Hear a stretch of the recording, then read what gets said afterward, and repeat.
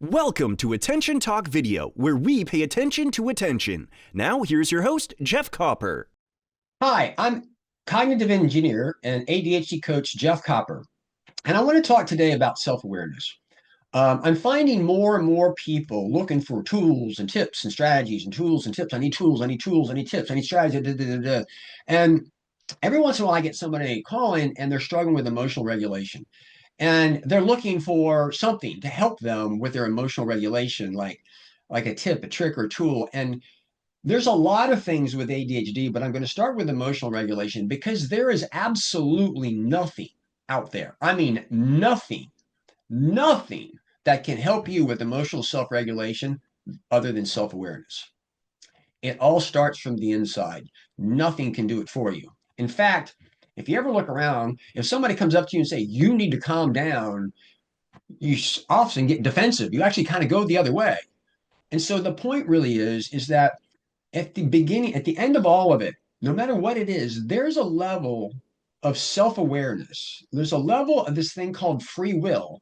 You can override all the tips, tricks, and strategies and tools. And there's a level of awareness that needs to take place. And I'm finding more and more people are disregarding the role self-awareness plays and the success of whatever you're looking for.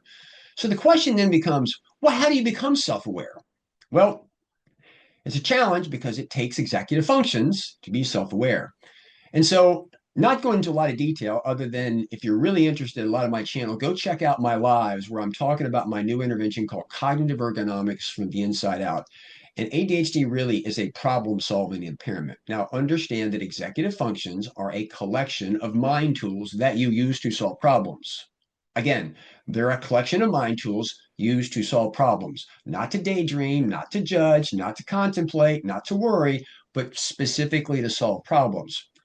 Self-awareness is you use executive functions to understand yourself. It requires you to think.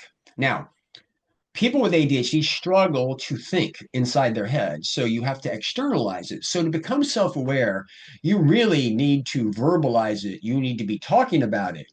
If you go to a coach, if you go to a therapist, it's funny because you're talking about and you're thinking about yourself. You're gaining awareness. We are accommodations, if you will.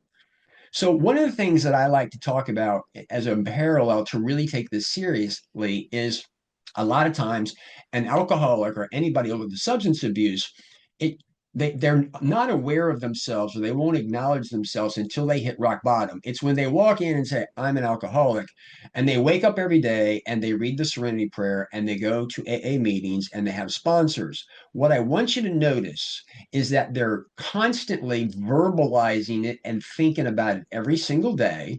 So it's top of mind. So in a moment where they're tempted, they're aware of themselves and they can either downregulate or call a sponsor in order to help them do that. Self-awareness is kind of the same thing. If you just want to be self-aware and you walk around thinking that you're going to think about it, I think you're going to notice that it doesn't really happen. So I encourage people to be self-aware. It's an ongoing everyday activity and you have to have it top of mind. You have to engage in it. Now, a lot of people go, oh my God, but I can't do that. Okay. There's a lot of things that you don't think that you can do, but you can do it. So the question is, do you want to continue to suffer where you are, or do you want to do the kind of things that you need to do?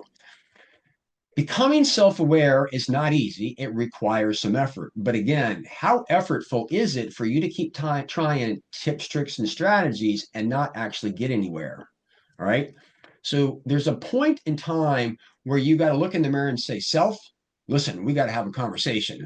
I got to take this seriously. So I hope that explaining this in this manner gives you the reality that chasing these things are helpful because they help you think, but they don't do the thinking for you and they don't downregulate the emotions for you. There's a little bit of self-awareness of, hey, I got to engage in this. So I hope this has given you a chance to ponder.